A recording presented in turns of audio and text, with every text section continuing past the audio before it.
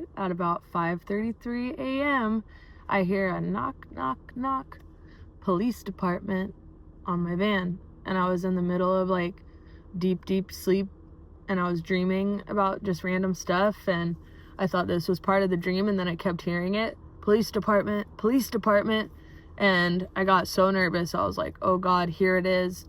It's the dreaded knock that all the van life people talk about. And it happened to me last night, but honestly, it was kind of best case scenario. And funny enough, the day before, I had been talking to a guy, and he said that the spot that I had been parking at had been busted in the past, and they kind of they survey it, I guess you could say. And I kind of had a feeling when I was parking there, it was my 4th night in a row parking in that particular spot.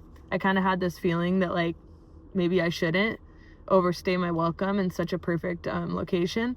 And you know what? I didn't listen to my gut, and I think that was a big part of it too.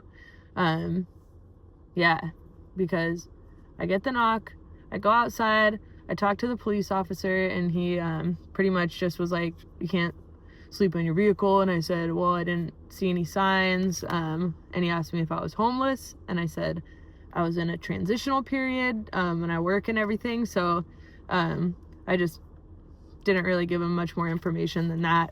And I think that's kind of the key when you're talking to police officers in general. Don't give them too much information, and be respectful, but just be very concise and very baseline, because you don't want to say anything that can be used against you in any way in the future.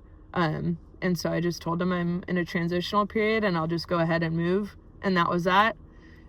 I was good to drive. I was kind of sleepy, but I still had my wits about me, and I just moved over to the next town and found a spot in a neighborhood and just crashed out. And now I know I just got to be a little bit more careful. So the lesson was learned. Everything's all good. And yeah, now I can say I got the knock. Ugh.